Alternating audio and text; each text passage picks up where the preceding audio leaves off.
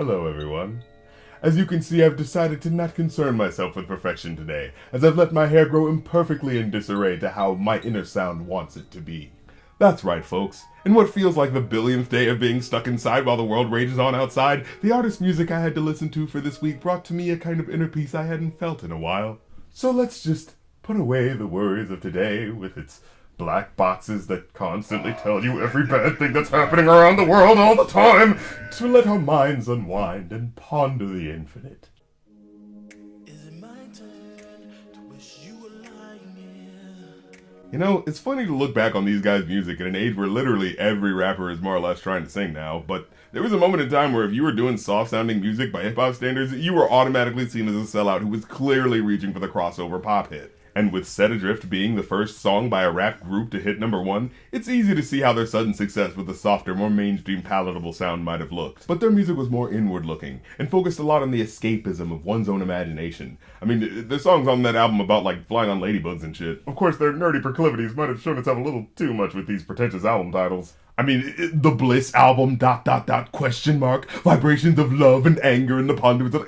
come on, what are you doing? But I gotta say, upon listening to their first album, Of the Heart, Of the Cross, and Of the Mind, the Utopia... Oh my fucking god, these album titles. But yeah, after listening to it, I didn't get that vibe of doing just whatever to appeal to the radio station. The boring, mid-tempo, late 80s, early 90s songs with soft electric piano and plastic drums with generic love song lyrics. Yeah, that's not what these guys were. But, you know, the song about flying on a ladybug is not going to be the lead single. It's going to be the song about love. But even so, the song doesn't function like the arbitrary writing of a mainstream love ballad. It's written from the perspective of the guy who doesn't get the girl, a contemplation about unrequited love and the complex emotions that come along with it. And if that's not the perfect topic for a mainstream nerdy love song, I don't know what is. And sure, they did sample an 80s love song, but, you know, they didn't go with some middle-of-the-road Lionel Richie shit. No, they sampled Spandau Ballet. Baby, you send me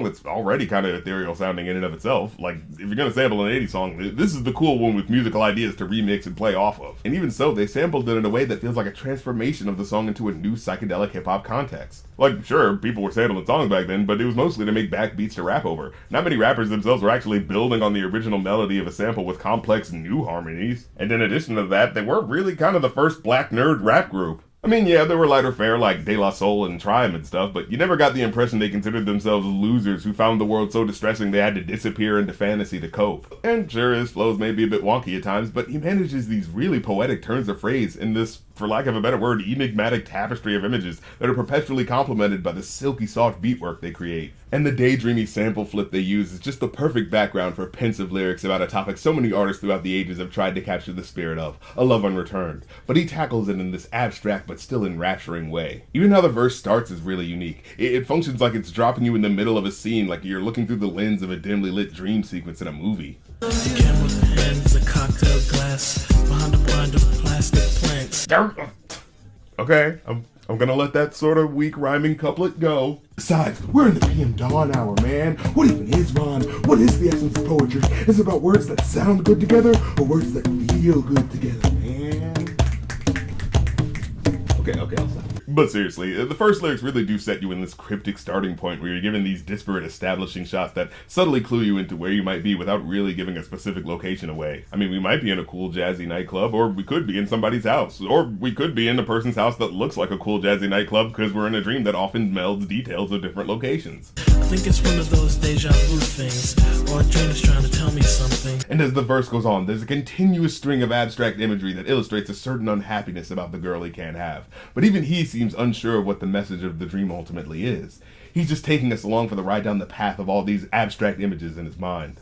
An eye for an eye, a spy for spy, rubber bands expand in a frustrating sigh. But although it's not direct with its meaning, almost every lyric is infused with images that seem to embody the kind of feelings that, you know, aren't always easily expressible in concrete terms. There's this melancholy, beleaguered acceptance of not getting the girl, as if to personify the love-struck nerd sentiment of, well, yeah, here's the latest thing that doesn't go my way, but, you know, what are you gonna do?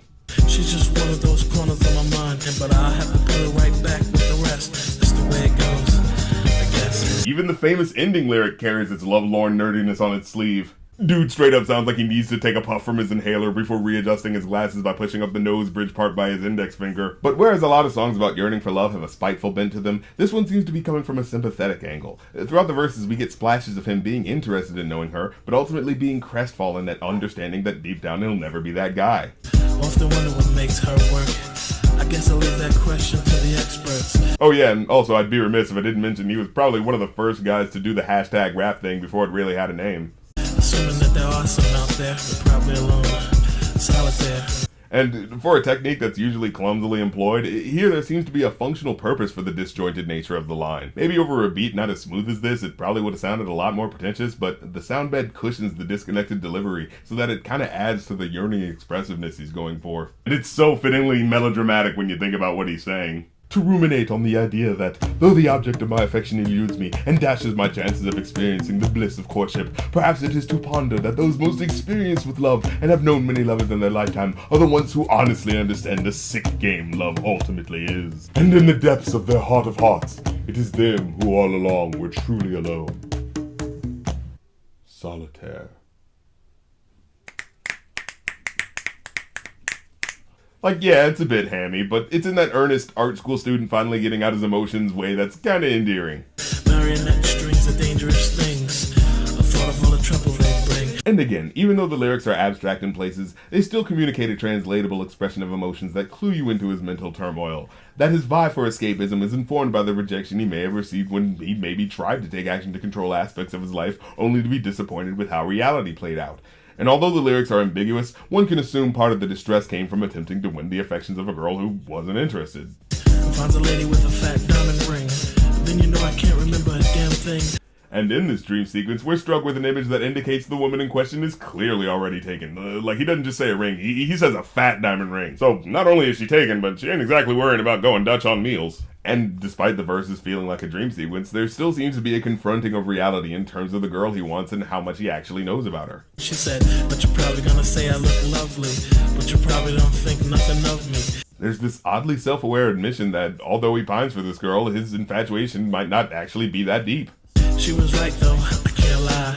She's just one of those corners of my mind. And, you know, how could it? I mean, if it did, he'd probably be with her, wouldn't he? Oh yeah, and then we find out the girl he was talking about was apparently the actress from Married with Children. Christina Applegate, you gotta put me on. And, well, I mean, that girl was a damn fox, so yeah, I can imagine the lead singer of PM Dawn was not measuring up to the type of guys she could get. And I guess it makes sense. I mean, of course, the geeky dude pines after the hot bleached blonde chick who probably doesn't really have anything in common with him. But, you know, it's about a dream anyway, so of course he'd pick the hottest actress of the day to drop in his rhymes, right? However, when I think about it, it kind of makes the song even more sad. Not even in his dreams can he get the hot chick. And, you know, maybe the abstract nature of the song helps deliver the aesthetic of its mood better. Because, I mean, bringing up Christina Applegate, it kind of clues you into the fact that it's essentially a song about all the hot chicks he can't get that he whacks off to. But, you know, in a way that's, like, artistic and shit. She broke a wishbone and wished for a sign and told the whispers in my heart were fine. Like, that's a really artistic flourish of a line. Not gonna lie, don't 100% know what the fuck it means, but hey, it definitely sounds romantic. And, you know, as much as the We're in Love and Everything is Perfect songs make for guaranteed hits, I think people also really enjoy narratives of unrequited love like this. How they illustrate the yearning for emotional and sexual validation we've all had for someone we couldn't have. And I think it's kind of brave that he was willing to tap into that kind of emotional vulnerability, regardless of what people were going to think of it. But I'll have to put it right back with the rest. That's the way it goes, I guess. Kind of makes me feel bad about that whole news story from the early 90s about him getting shoved off the stage by KRS-One and his crew. And if you didn't know, yeah, it was that KRS-One, the Stop the Violence movement guy. Which, geez, of all people, why was it him who did that? Like, a lot of people didn't like PM Dawn at the time, but I never imagined Let's Rap About Philosophy head-ass KRS-One to be the classroom bully to Prince B's soft-spoken nerdy guy. Huh. There's gotta be some inciting thing that led to this, right? Let me look it up. Okay, from most of the headlines I'm seeing, it's because Prince B derided KRS-One by saying KRS-One is a teacher, but a teacher of what? Can't help but feel like that's a little incomplete. That alone just doesn't feel incendiary enough to be a reason why you'd throw someone off a stage. Let me try to find the original interview itself. Maybe a full quote will give us some better context. Here's a direct shot of the article. So in an interview for a 1991 issue of Details magazine, he said, "I don't like black people and I don't like white people. I don't like that kind of thing. Once you consider yourself black or white, you're stupid. The prejudice thing is so stupid. If you are prejudiced, you are stupid. Public Enemy and people like that, they just make mountains out of molehills." What? And after that is when he says the line, "And KRS-One wants to be a teacher, but a teacher of what?" And wow, okay, I think I'm starting to see why hip-hop didn't fuck with PM Dawn anymore. Like, look, I get wanting to be all new age and look past race and your personal philosophical worldview because you think it's better to explore the astral plane of inner dreams to discover the individual beyond human labels and all that fun mystical stuff, but it's another to basically equivocate the people who push for black power with the type of people who push for white power. As if the black people still raising hell aren't responding to centuries of American oppression that systematically kept them at disadvantages since, like, literally its inception. And, you know, being ignorant to that and just not feeling like talking about it, you know, that's one thing. Maybe you just don't know how you feel about the whole thing. But when you specifically say stuff that clearly indicates you haven't thought about how that push for black pride was such a necessary element of building up the black community from the fallout of that 4 centuries long history, you're coming off as real uninformed for a black dude. Like, no doubt, some Public Enemy and KRS-One songs have their issues. But to basically label 2 of the most revolutionary voices in hip-hop at the time as nothing more than race hustlers is just bafflingly ignorant. Yeah, no, I definitely could see how a quote like this would kill your momentum with the hip-hop heads. And while I still wouldn't stand by KRS-One's decision to bum rush their set, because it just flat out makes him look like a hypocrite for the Stop the Violence guy to beat up on the one dude in hip-hop you know isn't going to fight back, I still understand the anger behind the sentiment. Overall, though, I give the song a 4 out of 5. Man, it really sucks to see it go down that way for PM Dawn as far as being in the hip-hop conversation, because the group truly deserves props for bringing an unprecedented hybrid of a sort of abstract beat poetry over increasingly satin smooth hybrid rap R&B beat work. It's a fascinating combo that showed Dude was thinking outside of the box, and it made his music have such a different color than what most rap artists were willing to make at the time. But man, finding that quote really brings into sharp relief how a certain level of escapism can blind you to understanding the material realities of what people of your ethnicity are going through. And oh goddammit, this is supposed to be a lax episode away from politics. We were supposed to like meditate and, I don't know, talk about weed or lucid dreaming or some shit. But now we're talking about social issues again, and I can't like not talk about it, right? Cause that'd be doing what he was doing, but everyone deserves a break, right? Holy shit, I can't fucking take it. God, and I can't even tell you to check out the first album on Spotify because it's not even there due to sample clearance issues. The only thing that's available is the re-recorded version of the Set Adrift song he did like a decade or so later that has none of the cool mystical energy of the original. And it keeps tricking me every time because I think, oh, did they finally upload it when I start hearing it on a playlist? But no, goddammit, Spotify, it's just not the same. Why does everything have to be a reminder about disappointing life as I just wanted to...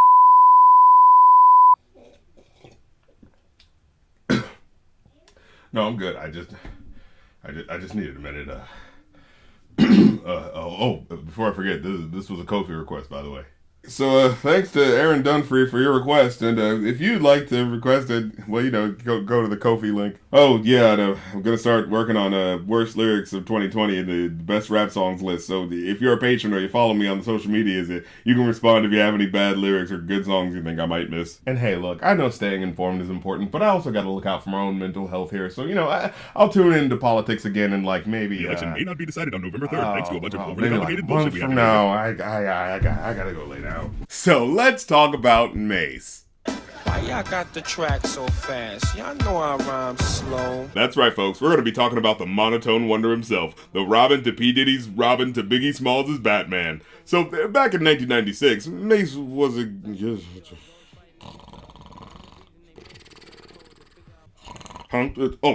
Sorry about that, folks.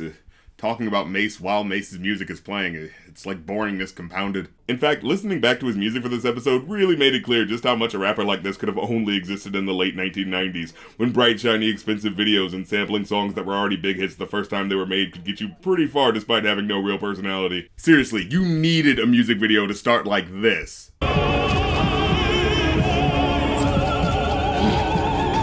To make up for the fact that the rappers sound like this. Don't push us, cause we're close to the edge. Yes, can't you feel the rage and frustration bubbling to the surface? And I've heard many people compliment him for having a chill, sing-songy, laid-back flow, but nah, Slick Rick sounds too cool to care. Mace sounds too cool to fucking stay awake. And his limitations as someone capable of keeping your interest really get tested when you listen to his albums without all the flashy images to distract you. Because minus all the pomp and circumstance, you're just listening to an hour of Mace talking. And there's just not a lot to come back to. Dude truly was the poster boy for the shiny suit era as far as I'm concerned. All the blasé, low energy of Diddy, but with none of the gravitas and status that came from at least being the businessman who introduced a legendary artist into the industry. Oh, and whenever Diddy is featured on a track with him, I straight up couldn't tell one from the other. And for most of his songs, I probably wouldn't have that much to say about them. But the song we're reviewing today is a special occasion in the 90s hip-hop era. It's a Thugs Need Love 2 song. Oh yeah, this is what you want. The song where he's gonna take some time away from the chains and cars and aphorisms about how bitches ain't shit and money comes first to talk to his girl about just how special he definitely thinks she is. And it's not to say you can't be a flossy rapper and make a love song, but the lyrics in this are so glaringly insincere. I don't hear a story he really wants to tell. All I can imagine when I hear this is Diddy's marketing team saying, "Hey Mace, girls like love songs, so hop to it." Even the hook sounds rushed and unfinished when you think about it. Tell me what you want from me. Take a look at what you see. Let me know if it's right here. Something you can have for years. These lyrics are just so not sexy. No poetic flourishes or lovey-dovey sounding come-ons, just vague lyrics about how, hey, let me know if this is something you'll want for a few years. Like, are they talking about romance or are they trying to sell me a car? Let me know if this is something you can have for years. It's just such a weird phrase. Feels like it was written by like Dr. Luke or one of those Swedish producers who, you know, almost speaks English well, but hasn't picked up on all the colloquialisms, so certain phrases just come out weird. Like that one lyric, take a look at what you see. Yeah, take a look at what you're already looking at. Let me know if it's right here. Something you can have for years. That last part keeps throwing me off. Who talks like that? That's gotta be the most bland declaration of romantic interest I've ever heard. So I guess that makes it perfect for a Mace song now that I think about it. Hey boy, I wanna be with you for years. Not decades, of course. I highly doubt you'll be relevant for that long, but, you know, years. Oh, and I forgot to mention the opening skit, which only serves to highlight how much of a cynical ploy this love song is due to the fact that it's literally about how he can't remember the names of the girls he's cheating on. Ariane? Who is Ariane? Come on, Lisa. Who's Lisa? Like, sure, the gag is supposed to be, oh, he just gets so much tail he can't even keep track. But Mace does not have the charisma to pull this off. Like, if LL Cool J did a skit like this, you'd be thinking, oh, you heartbreaking rascal. But Cecil the Turtle over here sounds like he's just too slow to keep up with the lie. Oh, and by the way, this skit also appears on the album. Yeah, Ariane? Who the fuck is Ariane? What happened to your mother? You know I just playing Lisa. Oh, Who the fuck is Lisa? I guess this skit was just essential to the listening experience of the love song that comes with it. You know, to highlight just how genuine this whole song is. You must have lost your mind. come on, you know I just said that to get you mad. You want to be calling names? The real man I wanted was Puffy, but he didn't come to the club that night. And I'm guessing this is supposed to be him being self-aware about his status as the sidekick, but it never wraps around to being a funny self-aware thing as much as it just makes you go, hey, yeah, why am I listening to the less interesting version of Puffy? And maybe if the song was engaging enough to look past that, I would, but no, you get to the song itself and it doesn't sound like a guy inspired to write a love song. It sounds like the most cynical, formulaic love joint with lyrics you could see coming a mile away. Like, yeah, blah, blah, you gotta mention that she cares about you for more than your money. The reason why I love you, you don't like me cause my status. Followed by the only expression of love he can think of, which is letting her buy expensive clothes, specifically so she can brag about it to her friends. Total it all up and put it on my tab, and then tell your friends all the fun you had. Then of course he's got to say that he cares more about you than the money he just spent 8 tracks in a row talking about. To keep it all real, you come second to my money. Oh, wow. Well, at least he's consistent. And can you be my ghetto love prophecy?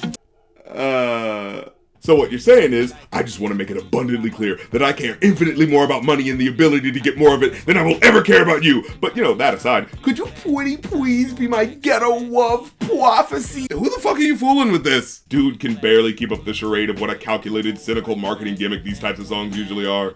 And, you know, if that was the point, that he's playing the douchebag character who's just trying to cut and run, I can at least respect the honesty. But nah, he's actually trying to pull off the lover boy role in some of these lyrics. In the year 2, girl, I can see you with my kids. Girl, I wanna give you carriage till you feel you a rabbit. He's not some stone cold player. He sounds like a lovesick teddy bear. Well, a lovesick Eeyore anyway. But then he switches it up to trying to be this Don Dada playa pimp who, of course, has to mention that there's a guy she's cheating on by being with him. Come over here, I think I see your baby father. Because it wouldn't be a Thugs Need Love 2 song without just a hint of unnecessary male competition. And they ask who you man, you better mention me. Very unnecessary male competition. If you don't, you know you got a problem. Said you want no beef, girlfriend, don't start now. Whoa, where's all this coming from? Yeah, you'd better say I'm the one you're gonna be with instead of him, or there's gonna be fucking trouble. Wanna see you happy even if it's not with me. Oh, okay, so I guess he isn't a jealous person who was just threatening beef with her if she didn't proclaim him as her man? Alright. And I ain't gonna ask who smashed the E-Class. Pull up to the rib with the whole front crash. Now you wanna laugh. Wait, I'm sorry, did you just say she crashed your expensive luxury car and tried to laugh it off like it's all good? If you ever lie again, girl, that'll be your last. And she lied about it? Good thing that's the past. Oh, well, got over that quick enough. You know, I find it funny he's more consistent about his love of money than how he feels towards his girlfriend. I mean, for a guy with no expression in his delivery, he sure is going through a lot of mixed emotions. You better tell everyone I'm your boyfriend or I'll drop you like a bad cell phone plan! But as long as you're happy, you know, that's all I really care about. If you ever lie to me again, I'll fucking kill you! But it's cool, you know, I already forgot about it, really. Well, overall, I'd give this a 0 out of 5. Like I said, it's just a boilerplate Thugs Need Love song that doesn't have the energy to be convincing, from the unfinished hook to the yawn-worthy delivery of the verses. At best, it belongs on the B-sides of those 90s summer blockbuster movie soundtracks that guys like Busta Rhymes and Will Smith would be doing the lead singles for. At least they sounded happy about the fact that they were richer than you. But hey, that's the episode. Now, I want you to forget what Outkast looks like in your mind. I want you to go back to 1995, when two boys from the South just released their debut album, and a lot of people outside the South and hip-hop culture had a preconceived notion of what Southern rap could be. And the winner is Outkast. If you can't hear it well, this is the sound of Outkast being booed by a New York crowd that didn't take too kindly to a rap group from the South winning the award for Best New Artist. A painful reaction which led to the following iconic line. I'm tired of folks, you know what I'm saying? Them closed-minded folks, you know what I'm saying? It's like we got a demo tape and don't nobody want to hear, but it's like this, the South got something to say. That's all I got to say. And man, did they have something to say. But see, at the time, the East Coast was starting to feel a little trepidation at the idea of West Coast rappers taking over the genre, and only regarded Southern rappers about as far as a lot of what was coming out of the Miami-based party sound, like 69 Boys, 2 Live Crew, and friggin' Tag Team, who were such one-hit wonder examples of the oversaturation and selling out of hip-hop, they were doing knockoffs of their own songs for Disney by the end of next year. And, the Big Power video.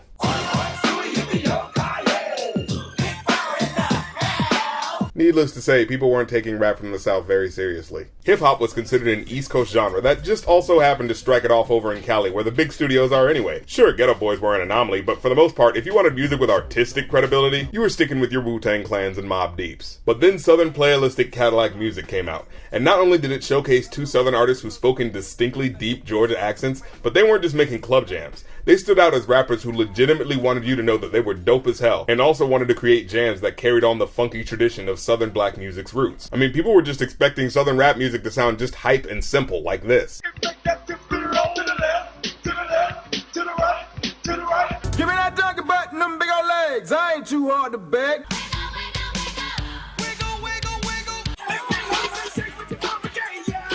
Meanwhile, Outkast sounded like this.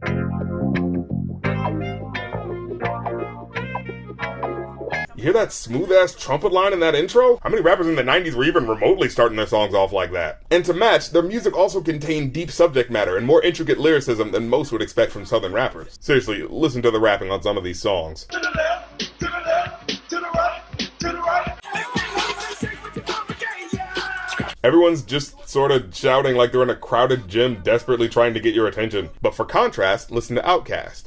That rhymed. See, juice and gin used to be my friend from the beginning. Now I'm just a player sipping sauce every now and then. To catch a buzz like a bumblebee. You try to and you get sprayed like Ray, cause it ain't nothing. See, The sun is beaming and seeming that I'm glistening. Rather claiming 2020 got me leaning to the side, full of pride. Now ain't that something? I'm shipping into your hood. This ain't real, what I'm bumping. Do you hear these slippery flows that are playing with your expectations of certain rhyme patterns? And how vocally they sound cool, they sound comfortable in the music. They're not just crowd movers, they're lyricists. And what's cool about them is that, despite obviously wanting to be considered rappers of a higher caliber than others, they never wanted to forsake their specific Georgia culture. I mean, sure, you knew who Criss Cross was, right? And they preceded Outkast and were also on LaFace Records. But did you know they were from Georgia? I certainly didn't. And the first things you saw them wearing in their videos were Knicks and Yankees jerseys, and you definitely didn't hear it in their accents. But with Outkast, oh, you were gonna know exactly where they were from. Especially because they wanted to fly in the face of hip-hop's established code of who could be considered respectable in the genre. But they also had a more introspective side than just repping for their hometowns. Songs like Get Up, Get Out, and Deep showcased how, while they were steeped in the uniquely Georgian Southern gangsta shit, they were also well versed in the issues that face that community. So you have two smart guys who are above the expected skill level of the average MC, but are still well grounded and came off as relatable. Then this shit happened.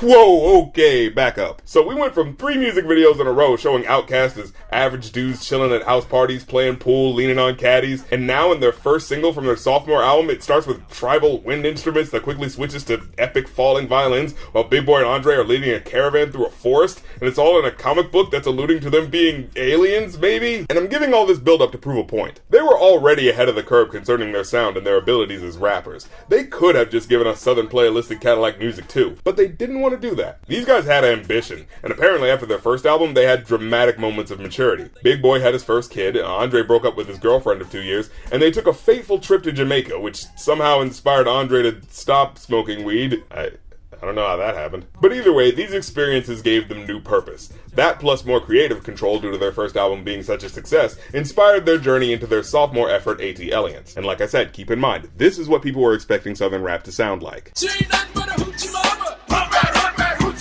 Meanwhile, Outkast gave us this. One for the money, yes sir, 2 for the show. A couple of years ago, on Headland and the Low. Yeah, it's a little different, huh? Their typical funky, down-home Southern fried tracks, which already made them stand out, were thrown to the wayside to make way for slowed down, spacey, echoing, dub-inspired beats that they were actually producing themselves, and packaging it with even more intricate flows and descriptive lyrics. Look at that last album. The aesthetic was all about Southern players, funky music, chicken wings, Cadillacs, and now they're talking about aliens and comic books and Cadillacs. They actually never stopped talking about Cadillacs. They really like Cadillacs. Around this you, your mama and your cousin too, rolling down the strip on boats, coming up slamming Cadillac doors. But here I feel there's a distinct purpose for them bringing it up, because this song in particular is about their rise to fame since the last album, and how they're actually taking their friends and family with them on their ascent. Because if you notice, he's not specifically saying, I'm taking my mom and my cousin into the life of luxury, he's saying me and you and your mom and your cousin. There's the specificity of the idea of looking out for other people's families as well, which could just be one member of the group talking to another, or it could be aspirational for the listener. The idea that we're taking everyone out of poverty into a better life. And while the song carries a space-age sound to it, Andre and Big Boy still make sure you know they haven't forgotten their roots, as they drop the names of uniquely Georgian places and things to detail their rise to fame. A couple of years ago, on Headland and the Low, what's the starter? Something good, where me and drove the martyr through the hood. We caught the 86 flight on your headed to Decatur. Also, I feel like people never gave enough credit to what Big Boy was doing with his flow here. Listen to the chorus. Around this you, your mama and your cousin too. It's really subtle, but he's actually pushing against the beat at certain points. And I remember being younger and thinking he was just offbeat, but as I've learned more about music, the flow sounds more intentional. And for those who don't understand, let Questlove explain playing offbeat. Okay, this is the metronome. And now he wants me to play. So after hearing that, listen to the flow he's doing here. Back in the day when I was younger, hunger, looking to fill me belly with that rallies, bull, push off like it was supposed to be pulled. So he could have flowed like this. Back in the day when I was younger, hunger, looking to fill me belly with that rallies, bullshit, pull shit off like it was supposed to be pulled. But instead he does it like this. Back in the day when I was younger, hunger, looking to fill me belly with that rallies, bullshit, pull shit off like it was supposed to be pulled, and it makes for a more dynamic listen. Also, I thought the way the last verse ends is pretty genius. In it, Andre meets a fan who starts gushing over him and asking about how fame must have changed his life. They kept asking me, what kind of car you drive? I know you paid, I know y'all got buku with hoes from all them songs that y'all done made. For those who don't know French, And that already sounds pretentious. But yeah, beaucoup just means a lot or very much, like merci beaucoup, which means thanks a lot, or beaucoup de pommes, which means lots of apples in French. I say this purely because as a kid, before I learned any French and heard this song, he says it like beaucoup, not beaucoup, so like I thought it was maybe one of those words that represents a group of things, like a murder of crows or a gaggle of geese. You know, he's got a beaucoup of hoes. It made sense to me. True, I got more fans than the average man, but not enough loot to last me to the end of the week. I live by the beat like you live, check to check. If you don't move your feet, then I don't eat, so we like neck to neck. And I like how he's really revealing his personality at this time, and showcasing how, despite fame seeming like it should shoot your ego into the stratosphere and make you feel like you're above everyone, he puts in perspective that, well, if you, the average Joe, don't like us, we're nothing. We're gone. And that sentiment works as both a message of solidarity with the common hip-hop fan, as well as an expression of a bit of fear with how the upcoming album was going to be received. Because as previously established, they were taking a huge risk with this new direction in sound. But hey, it paid off and netted them their first top 20 hit, which boosted them to even higher superstar status, and deservedly so. Overall, I give this song a 6 out of 5, because... I mean, do I have to say more? I mean, you know why it's perfect. You have functioning ears. It's unique, and the gamble they took on the production made their beat work actually end up holding up well past their peers. And the rhymes and flows are as creative and weird as ever while still sticking to their roots and never getting too awkward or cryptic with their delivery. And that's the episode. Let's talk about the rest of the Fugees. Well, back in 1990, there was a couple of cousins. Look, I'm not going to beat around the bush about this. For the most part, Fugees were a mediocre rap group whose non-female members made try-hard lyrical miracle raps on their first album until they realized they could pump their bland, flavorless music with blatant nostalgia samples, expensive music videos, guest appearances, and feel-good, treacly kumbaya dreck that gets props from people who still think Jay-Z is too edgy. However, while Pras and Wyclef's later albums cranked all that up to 11 and to diminishing returns, for one shining moment, they caught just enough lightning in a bottle to make a cohesive and sonically engaging album. And as far as the verses on this song, Ready or Not, they're not even that bad. Money in the bag, banker look like a drag. I wanna play with pelicans from here to Baghdad. Like, why did he bring up that the banker looked like a drag queen? This isn't some out-of-the-blue example of queer representation in 90s hip-hop. He's just insulting the banker's looks, and it seems kinda uncalled for. Like, what did she do to you? On the 12th hour, fly by in my bomber. From for cover, now they under pushing up flowers.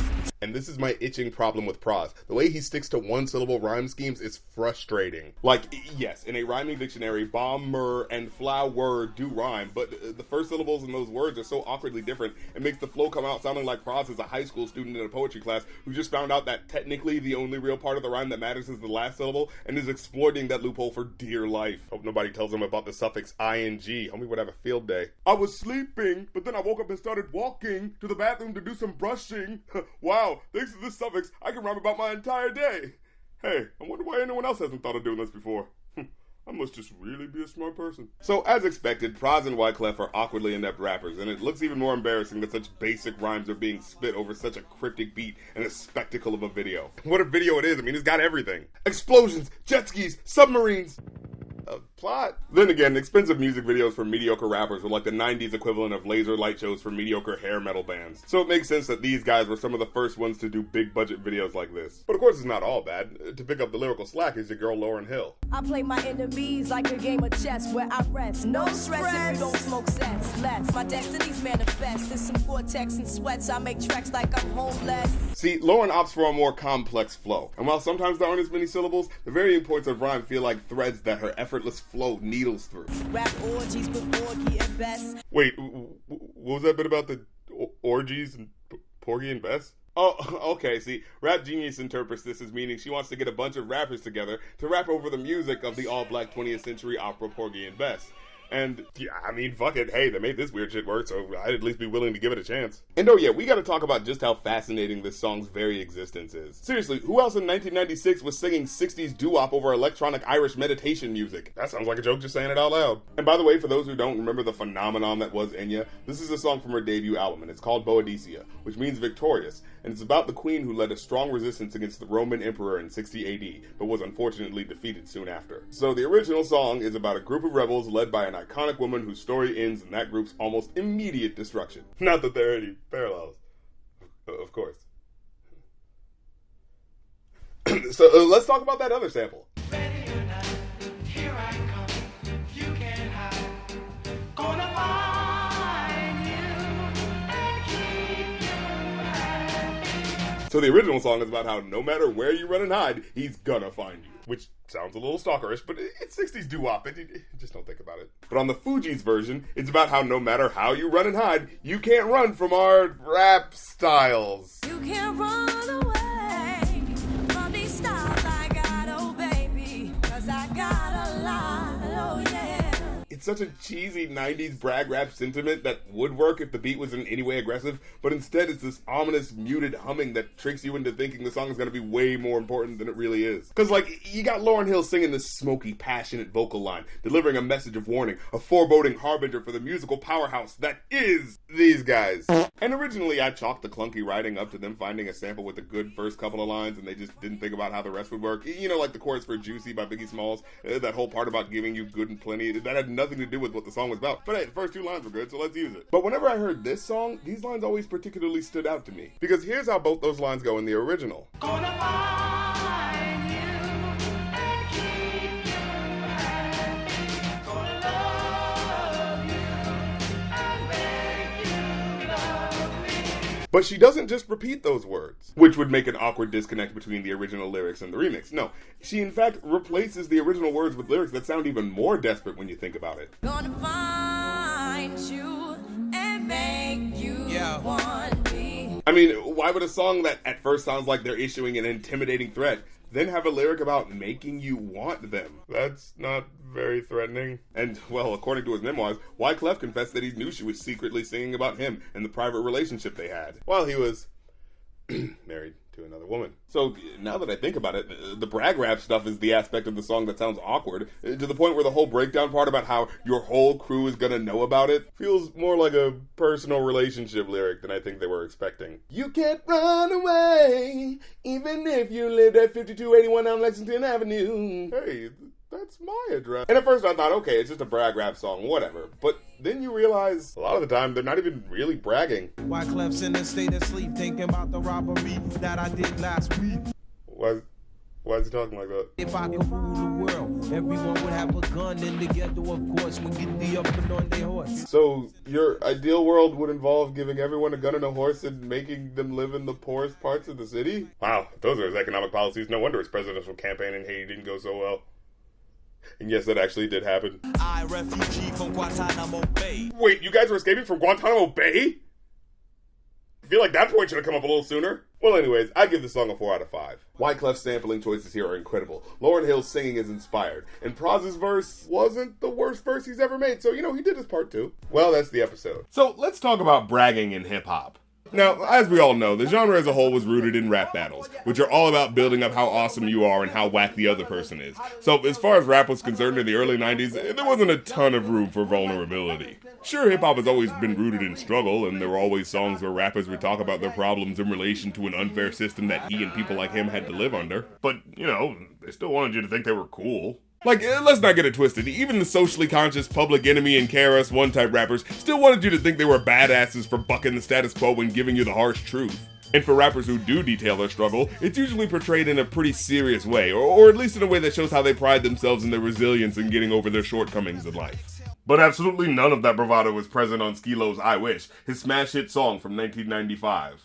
I wish I was a little bit taller. I wish I was a baller. I wish I had a girl who looked good, I would call her. This song is specifically about yearning to be cool, desperately hoping for the good life while being woefully disappointed with reality. And the music sets the stage pretty well, with two incredibly well-used samples. One from Shantae Moore's Love's Taken Over, a soft, harmonious, high-pitched sample in the hook that I could swear was the sound of someone whistling. But nah, it's actually the original singer's voice. Wish I had a rabbit in a hat with a bat and a 6-foot father.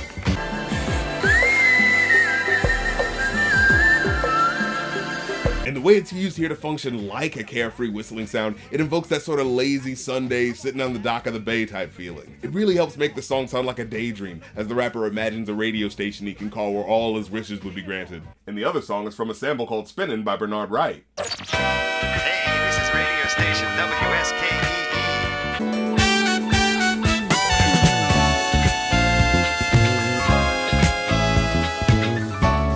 Which plays under him when the radio station intro call happens, almost as if the sample actually is one of those songs radio DJs play in the background while they're talking. We're taking calls on the wish line, making your wacky wishes come true. We then get into the verses proper, about a guy who not only wishes for a more successful life, but wallows in self-deprecation over just how much of a loser he feels like. I got this hatchback, and everywhere I go, yo, I get laughed at. When it comes to playing basketball, I'm always last to be picked, and in some cases never picked it off. One can imagine how such a starkly different attitude on a rap song might have caught people's ears. But hey, I guess he figures if he's gonna make a song about being a loser, damn it, he's gonna be the biggest loser ever. He doesn't have a nice car, he's not cool enough to get the girls, and he is cripplingly self-conscious about being short. Seriously, it's not just an opening line, you can tell it's a bit of a sore spot for him. Illustrated succinctly by the cover of him with his hands sheepishly in his pockets, looking longingly at the rim of a basketball hoop his fingers no doubt have never touched. Also, there's the fact that he spends almost the whole first verse talking about how inadequate his height makes him feel. My boyfriend's tall and he plays ball, so how am I gonna compete with that? I wish I was like 6'9", so I can get with Leoshi, cause she don't know me, but yo, she's really fine. Although, pretty cool internal rhyme scheme to start off with. And using a pretty unconventional sounding name too. Like, it always grabbed my attention when I heard it, especially at the beginning of a verse like this. So I looked it up and found out he was apparently talking about a girl he liked who was actually half black and half Asian. And you don't really hear rappers talk about Blasian girls that much, so, you know, it's an interesting switch up. Not that it matters for him though, since, you know, the song's about how he can't get the girl. Dag y'all, I never understood black, why the jocks get the fly girls and me I get the hood rats. Oh wait, so I guess he can get girls, but just not the really hot ones? Kinda goes against the fact that the song's about what a no-ass getting loser you are if you then turn your nose up to the ones who aren't up to your standard. I'm such an absolute loser, no girl would ever give me a chance. Well, I was actually gonna go to a movie later if you wanted to join Well, me. not you, hood rat, ew. Now, where was I? Oh yeah. How come the super hot Blasian girl who already has a boyfriend won't talk to me? Why, God? I tell them scat, skittles, kabobble. Got hit with a bottle, but in the hospital for talking that mess. Maybe you'd do a better job with the ladies if you didn't dismissively shoo off the ones you don't like. Shit, they probably think you're crazy kids who keep shouting nonsense at them. Skabobble, it's not even a word. And hey, some of those hood rats might be friends with the Leoshis of the world, man. I mean, dude, girls talk. Just saying, a little self-awareness might help you out. They definitely get girls to stop throwing bottles at you, that's for sure. And as long as we're talking about the flaws of the song, some of these lyrics feel awkwardly underwritten. It feels weird to say, but some of these lyrics come off a little too self-deprecating, to the point where he comically overplays his loser status a bit much. At certain points where it seems like he's almost inviting you to make fun of him. And do you wanna know what's really whack? See, I can't even get a date, so what you think of that? Why would you even ask that question? Because by this point in the song, we're pretty well aware you're not getting chicks. Like, do you really want to know what the rap game at large would think of a guy who can't play basketball and has no car and no girl? I mean, I'm sure one word definitely comes to mind. Nerd! Even parts of the hook kind of throw me off a little. Wish I had a rabbit in a hat with a bat and a 6'4" parlor. So, okay, he's wishing he had a magician's hat. That'd definitely be useful. Then he wishes for a nice car and a bat? Like, you want a baseball bat or like an actual bat? And why would either one of those things be something you daydream over? Baseball bats aren't that expensive, and alternatively, how many people would want an actual fucking bat in their house? So, with both options, it just feels like a weird thing to bring up. I mean, unless you account for the fact that he, you know, just said it to add to the rhyme scheme, of course. I heard that prom night is a bomb night with a hood rat, you can hold tight. Thought he didn't like hood rats, but okay. But really though, Figaro, when in my car I can't even get a hello. Huh? This doesn't make any sense. He's saying, I wish I was a cool guy getting laid on prom night, but instead he's Figaro and can't get anyone to talk to him? Like, are you talking about the famous opera character? So you're saying you can't get anyone to talk to you, but the song everyone knows about Figaro from that opera is literally about how everyone keeps calling his name because he's so popular. Then again, not everyone knows that, I guess. I just happen to study music for my degree, so, you know, that's my classically trained schooling at work. It almost pays for itself. Except for the part where I have to pay back the tens of thousands of dollars. But enough about me, let's get back to the song. Yo, you know that's on the real. So if you down on your luck, then you should know just how I feel. The song about having no money and wishing things were better, right? Unfortunately, though, the song really runs out of steam by the end. Like, he just kind of rips lines from that Buffalo Springfield song for no real reason. Hey, you, what's that sound? Everybody look what's going down. And then he ends the song with a couplet that doesn't even try to rhyme. Ah, yes, ain't that fresh? Everybody wants to get down like that. You clearly could have said everybody wants to get down, I guess, there, and easily made that rhyme. Like, not only is that a tepid way to end the verse, but you couldn't even rhyme it well? It's a minor thing that always annoyed the shit out of me about this song, but it's like, come on, man, it's the end, it's the last thing we're gonna hear before the hook, you know, put some effort into it, man. Anyways, overall, I'd give it a 2 out of 5. It was a breath of fresh air for its time in a way that I feel is important, but I wouldn't call it an untouchable classic or anything. I mean, the last part honestly seems like he just kind of gave up in the middle of writing it, but in a time that very soon was going to be dominated by the likes of the Maces and P. Diddy's of the industry, strutting around in million-dollar suits and watches, it was a unique perspective for the time and gave us a more down-home, relatable face of what hip-hop could be, showing us a guy not afraid to lay bare all of his bad fortune, in a way where you're supposed to laugh at him while still low-key connecting to his woes, and for that, I think it deserves its props. Well, that's the episode. So let's talk about Vanilla Ice. Yo, VIP. Let's kick it. The hip-hop pariah, the man who preemptively put 2 strikes against any white rapper that had come after him. Seriously, this guy's reputation was hit at all angles, from losing credibility by exaggerating his origin story, to the seething rage from the rock crowd from sampling one of the most recognizable bass lines from a rock song and then insulting people's intelligence in an interview where he denied it, to even pissing off the black fraternity whom he stole his hook from.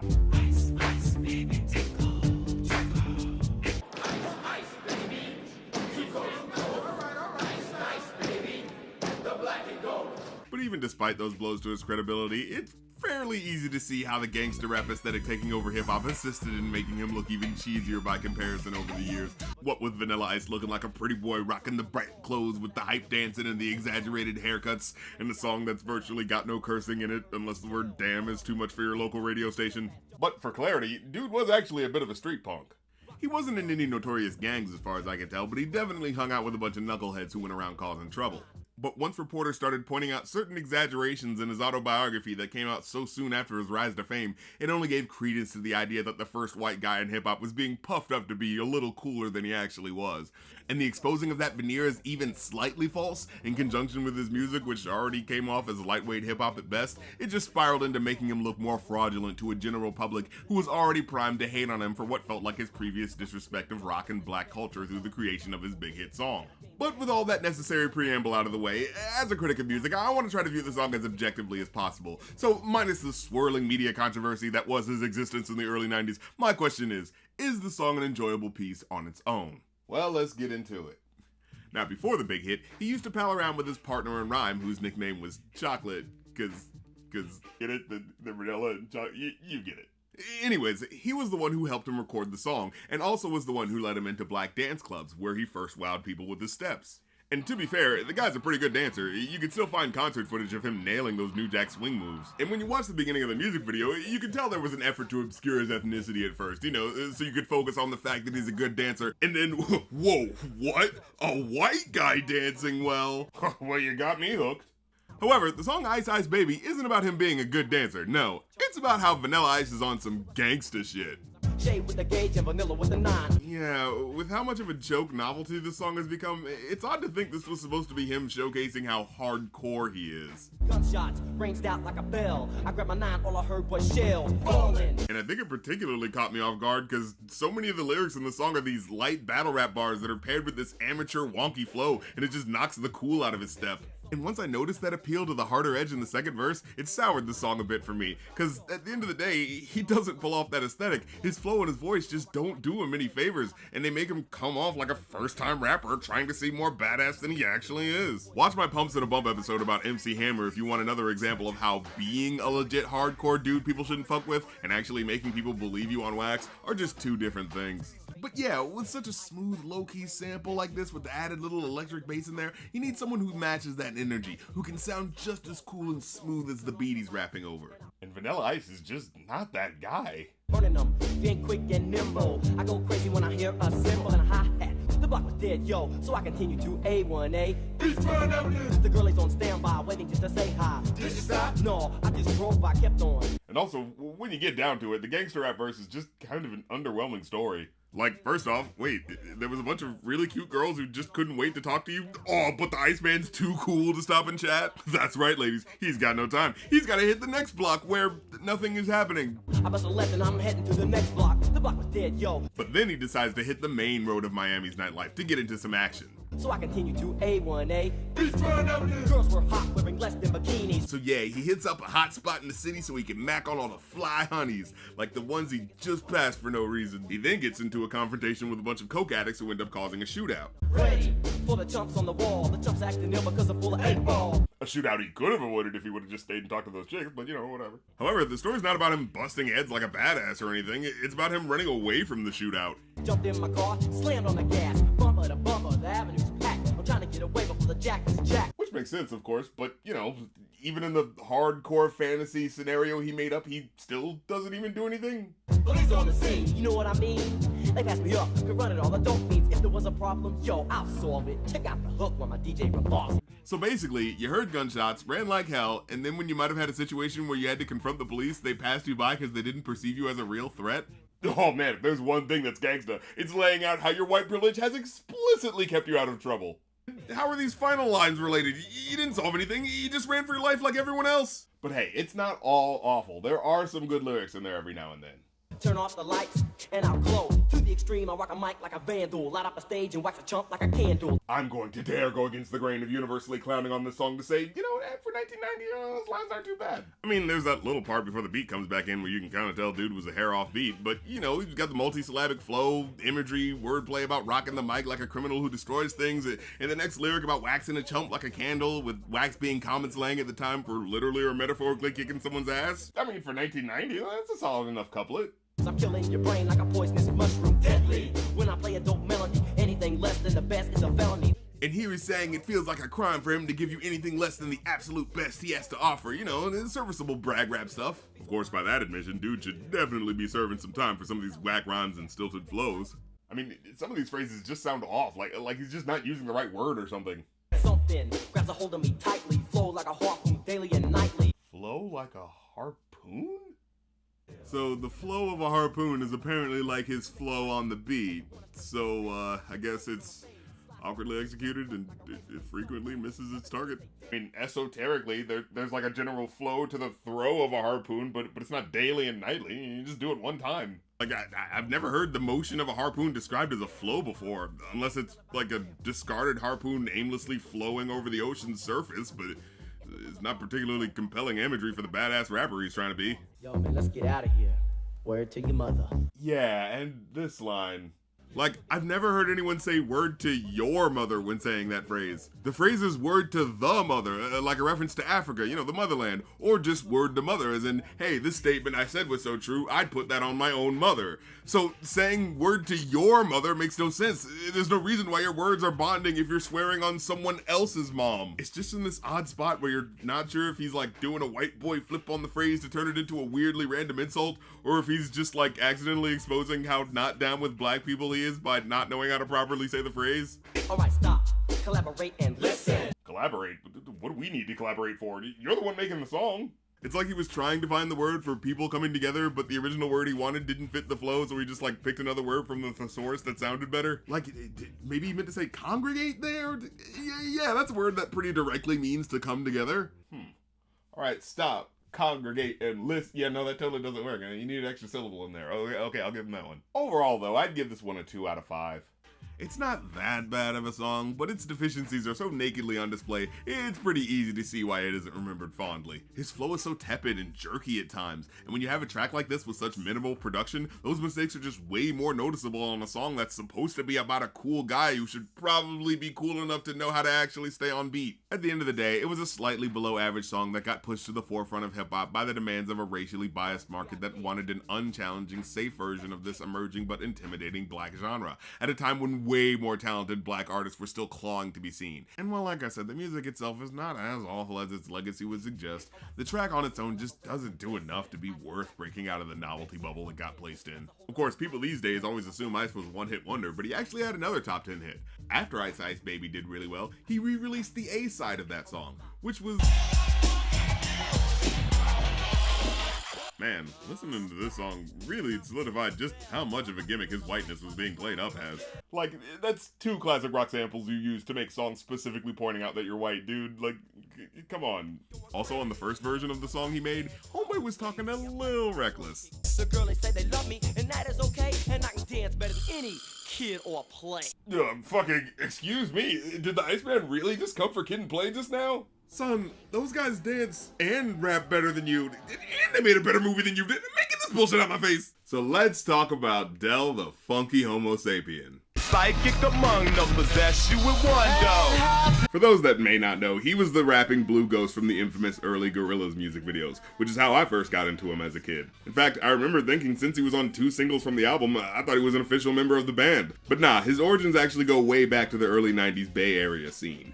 Straying away from the more hardcore acts like MC8 and his own actual cousin Ice Cube, Del's sound was more fun and playful, opting to expand on the P-Funk sounds guys like Digital Underground and De La Soul were going for, but with a penchant for flowing lyrical lines, bouncy cadences, and imaginative subject matter, culminating in what I feel is his best offering, Deltron 3030, an incredible space opera rap album about Del and his team saving hip-hop in the future. It's a hailed classic that earned him respect from all corners of the underground rap scene. He also made a song about smelly people who don't shower enough. I had to ask the dope to pass the soap, cause his code had the stench of crustaceans, or bathrooms in the bus station. However, despite the silly subject matter, he actually makes it work, still maintaining his signature multisyllabic cadence and fun lyrics. Seriously, this guy's unfathomably talented, and in a just world, he'd be mentioned just as often as an Eminem or a Jay-Z. So many rappers make a career on bragging about their cleverness, but Del's extensive songwriting abilities prove it beyond a doubt. However, his highest charting single is Mr. which, despite never charting on Billboard's Top 100, always catches me off guard with just how many people fondly remember it.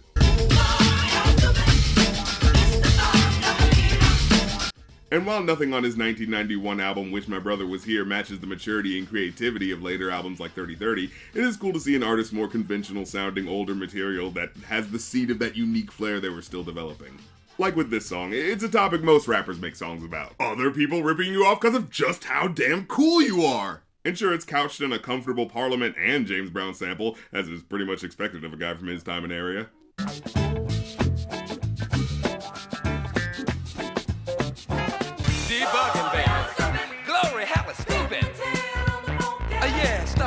But he also creates this character named Bob Dabalina who personifies that kind of style jacker, the name taken from this avant-garde song by the Monkees of all bands. Zilch, Mr. Dabalina, Mr. Bob Dabalina, Mr. Dabalina, Mr. Bob Dabalina. Zilch, China Clipper calling Alameda.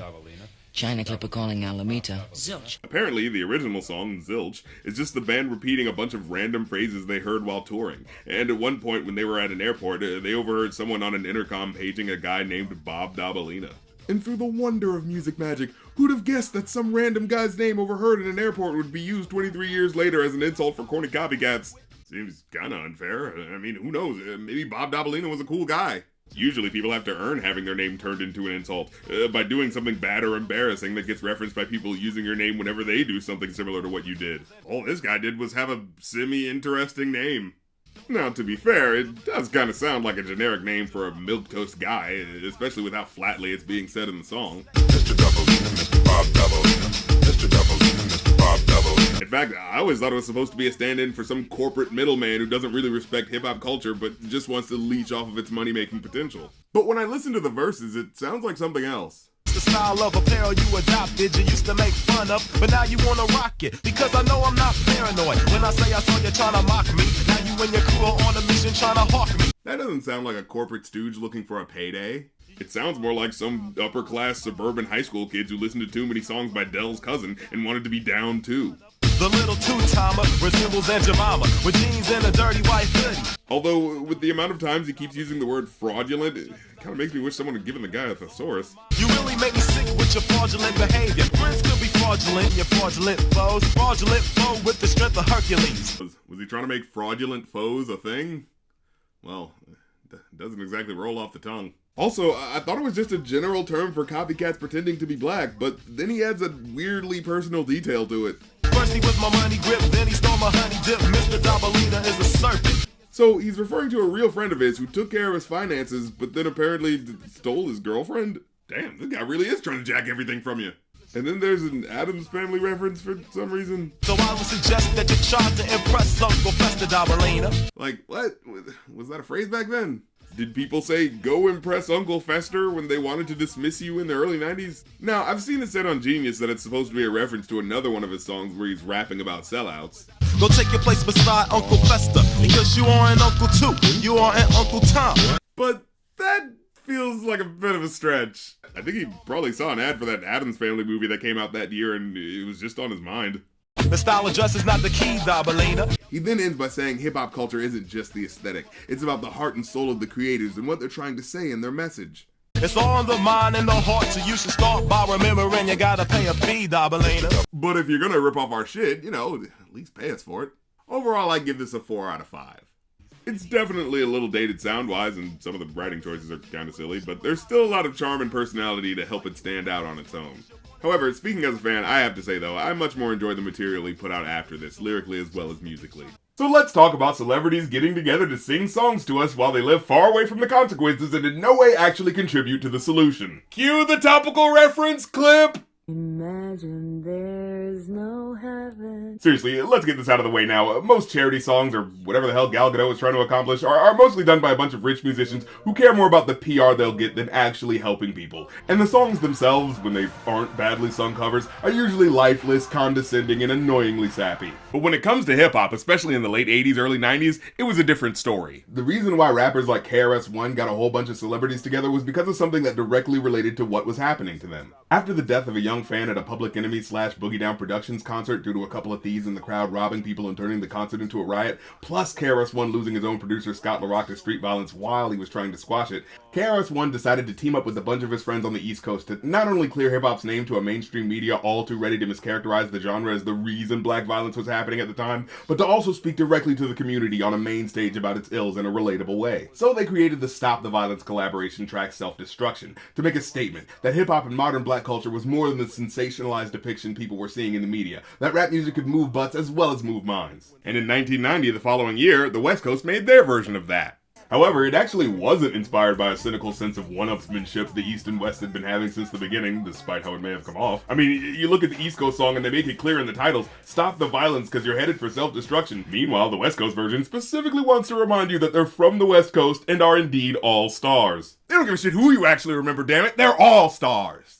But nah, it was actually masterminded by one of the founding members of the Crips named Michael Conception, who had been paralyzed from the waist down due to gang violence and was looking for a way to keep kids from going down the same path. Seeing hip-hop's growing voice as a way to spread that message, he hooked up with NWA's label Ruthless Records to make We're All in the Same Gang, conscripting the West Coast's biggest names at the time to really make it matter that they were saying this. After all, the song was made by people who made music kids and teens liked, showing that hip-hop was willing to push for positivity with the type of nuance and relatability you'd never get out of some stuffy upper-class white mothers against hip-hop or whatever bullshit that was more about demonizing a genre of music than actually improving the lives of those who listen to it. So yeah, here's their hit single, We're All in the Same Gang, flipping the framing of being in a gang as an allusion to the idea that black people collectively have had to deal with a hostile sense of otherization all throughout America's history. So with that context in mind, we should indeed be sticking together. And boy did they put their money where their mouths were, giving us verses from a wide range of hip-hop artists, from the mainstream acts like Young MC or the 10 times platinum selling Hammerman himself, to the alternative funky side of hip-hop with Digital Underground, to female voices like JJ Fad and Body and Soul, to actual gangster rappers like NWA. All sides of hip-hop were allowed in. Well, as long as they're from the West Coast. Although it did make sense though, the West Coast was just starting to spread its wings as a subgenre in 1990, and it was also the place where a lot of the stereotypes about rap being purely gangster focused was coming from. I mean, in 1990, when you think gangster rap, you think Compton, California. And they actually start off with a rapper from the city named King T, over a funky staccato beat produced by Dr. Dre. It's straight up madness everywhere I look. Used to be a straight A student, now it's a crook. But not gonna lie, the song picks up after him because his verse is kind of generic and just a little condescending. I'm trying to stress the fact that you're dumb. Get yourself presentable, son, and just come together. You better. I don't think it's a coincidence these lines always get cut from the short versions of the song. Of course, I confess I don't really know that much about the guy, but from what I could find, he was one of the first rappers from Compton to make gangster rap and was apparently one of Biggie's favorite rappers. Also, he apparently made an EP in 1991 with Ice-T called Having a Tea Party. Guess they just couldn't resist the opportunity for the pun. And hey, in addition to King T, who's from Compton, 3 of the members of NWA also show up. Of course, there's the fact that Dr. Dre and MC Ren's verse is curiously placed far away from Eazy-E's verse, and the fact that Ice Cube is mysteriously absent. But to be honest, NWA was already kind of falling apart as a group before it even really began, so it was really bad at this point. Excuse me, I came up with the title, sir. Plus, there was that whole controversy a year later where Dr. Dre viciously beat up D Barnes from another group on this song named Body and Soul, and when you look up why he did it, it was over an interview she did with Ice Cube where he was saying inflammatory shit about NWA, and it was actually the director F. Gary Gray's idea to edit the footage of both interviews together. And if that name rings a bell, it's the name of the director of Straight Outta Compton, who I'm sure just accidentally left out any information that would make them look bad. And I'm not bringing this up just to put these guys down, but because everything about NWA's situation unfortunately kind of undermines the song's message about black unity. It makes their parts come off like a bit of a pose, especially when it comes to NWA's lyrics and how kind of non-committal they are. Show Easy's no sellout, and if you can't hang in the streets, then get the hell out. Like they're saying, yeah, black on black violence is bad, but you know, gang members actually listen to our music, so we can't denounce the gang shit too much. We'll tell it like it is, cause Ren and Dre is like sinister. Like, really? Is this the moment to remind us how sinister you are? Take notes from Eazy-E, the violent hero. Yes, stop the violence, everyone. Take it from me, a violent person. But to be fair, a lot of the other rappers typically known for their hardcore lyrics actually come through with some insightful commentary, like the group Above the Law, who calls out the fact that most violence isn't senseless, but usually has deeper implications to it. Cause violence can only revolve from drugs and thugs and gangs that bang most times. It's a political thing. And they especially bring up how poor black people are kept in the type of situations that lead to gangs due to a neglectful government that wasn't set up to help black people in the first place. Yeah, a couple of spots to get popped. And if the government wants to fix it, they can all get stopped. But they don't, because they want it like that, because the system is set up to hold us back. Then there's Ice-T, who probably flips one of his sharpest verses. I got an idea, give me a minute, and if it makes sense, then get with it. What if we could take our enemies, feed them poison, undereducate the girls and boys and split them up, make them fight one another. Better yet, make them kill for a color. And after that, there's Def Jeff, an incredibly lyrical spitter who unfortunately got relegated in hip-hop history to a guest verse on a Shaq song, but gets more time on here to shine with a poignant message complemented by a sick multisyllabic flow. Everyone came in the same chains, caught with the same aim, brain games, and names changed. Destroyed the black male crack jail and semi-automatic static if the crack fails. Oh, and then there's Tone Loc's part, whose voice is so damn smooth they had to switch up the beat just to match his coolness. Now as a youth, I used to get my bang on, and on the app get my part-time slang on. One time for me was no joke though. I'm talking to all the Bloods and all the Crips.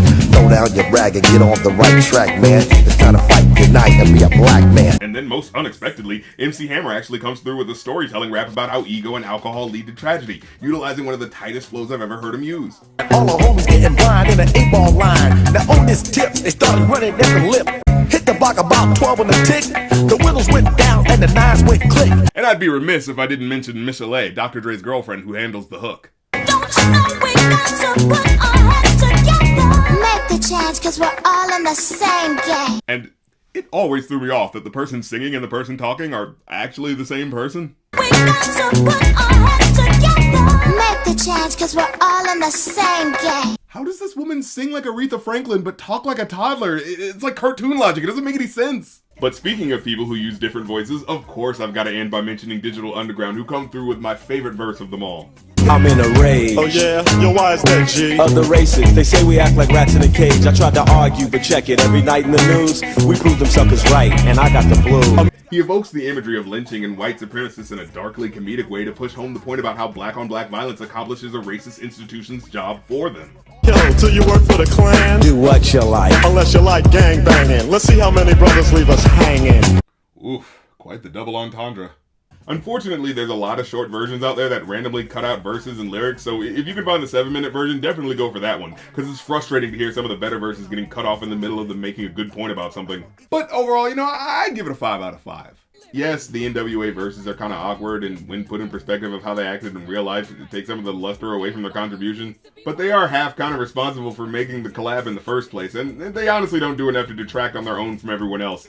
And for a 7-minute song about a serious topic everyone's technically writing the same verse about, it never feels like it gets boring, it never drags. And while I enjoy the Self-Destruction song more for its clearer, more coherent message, there's still a lot of enjoyment I get out of seeing the likes of Shock G, MC Hammer, and Tone Loc on the same track together. Especially at a time before now when, you know, virtually everyone's on everyone else's albums anyway. Well, that's the episode. Leave a like if you liked because it helps, comment if you have something to say because it helps even more, and hit the subscribe button and the bell because it helps the most.